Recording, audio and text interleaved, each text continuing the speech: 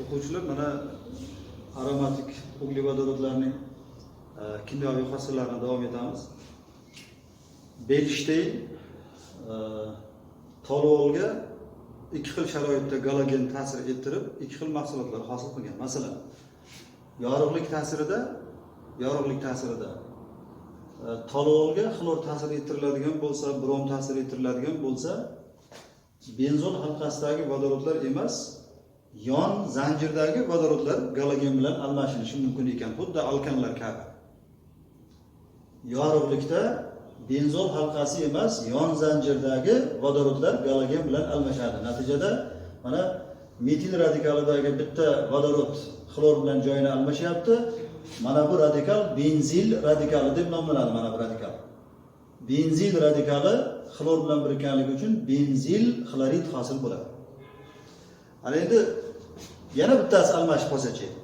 Yana bittasi almashib qolsa, unda ikkita xlor bo'ladi, vodorod bitta bo'ladi. Bu moddaning nomi benzilin xlorid. Sababi mana bu radikal benzilin radikali deb nomlanadi. Ana CH radikali ekvivalentli radikal. Buni ikkita qo'li ochiq. Natijada o'sha ikkita ochiq valentiga xlor birikadigan bo'lsa, benzilin radikal. Qarang, bitta birik almashsa, metildagi bitta vodorod almashsa benzil, ikkita vodorod almashadigan bo'lsa benzilin. Uchinchi vodorod ham almashinishi mumkin. Ana unda bolalar benzilidin xlorid hosil bo'ladi. Benzil xlorid, ikkita almashsa benzilin xlorid, uchalasi ham almashib ketadigan bo'lsa benzilidin xlorid hosil bo'ladi. Ana endi etil bo'ladigan bo'lsa, etil. Ana bu yerga etil radikali kelsa, etil radikalida xuddi alkanlar kabi almashinish bo'ladi. Alkanlarda bilsangiz, vodorod qancha kam bo'lsa, o'sha vodorod shuncha harakatchan bo'lardi.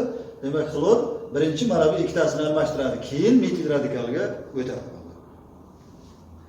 Qorong'uda esa mana qorong'uda galogen ta'sir ettirilganda metil radikali emas, yon zanjir emas, mana bu halqadagi vodorodlardan almashinishi mumkin ekan. Mana halqada 5 ta vodorod bor.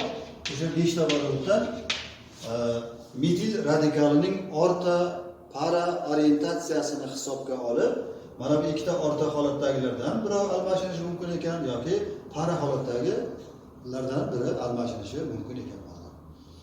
Xo'p, demak bu Beyliштейн reaksiyasi. Yorug'likda radikaldan almashinadi xlor bilan, galogen bilan, qorong'uda esa benzol halqasidagi vodorodlar, mana bu vodorodlar almashadi.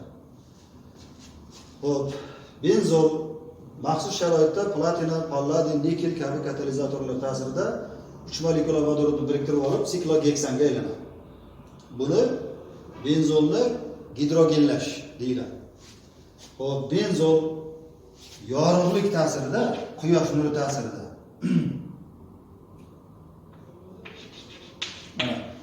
quyosh nuri ta'sirida benzol 3 molekula xlorni biriktirib oladi, qarang, biriktirib. Mana qo'shbog'lar yo'qolib ketdi. O'sha qo'shbog'lar ochilib, mana qarang, vodorodlar ham joyida turibdi. O'sha qo'shbog'larning hisobiga galogenlarni biriktirib olyapti.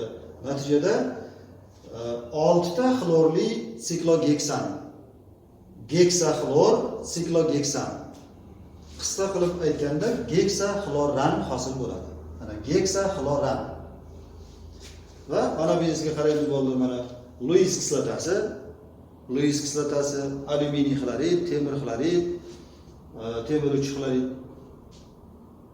Katalizatorligida benzol halqasiga galogenlar ta'sir ettiriladigan bo'lsa, benzol halqasidagi vodorodlarning 6 tasini ham ahamiyati bir xil deb aytgan edim. 6 tasidan birovi xohlagan, birovi galogen bilan o'rnini almashtirib oladi va natijada xlor benzol va H xlor hosil bo'ladi. Keyingi xlor ta'sir ettiriladigan bo'lsa, galogenlarning orientatsiyasini bilamiz. Galogenlar orta para orientat edi. Galogenlar mana aytaylik, xlor benzolga yana xlor ta'sir ettiriladigan bo'lsa, endi xlorning orientatsiyasi mana bu ikkita orta va mana paradagi vodorodlarni kuchaytirib qo'yadi. Ikkinchi xlor yo mana bu ikkoviga kelib birikishi mumkin, yo mana bunga kelib birikishi mumkin. va hokazo ana shunday orientatsiya hisobiga almashib ketaveradi.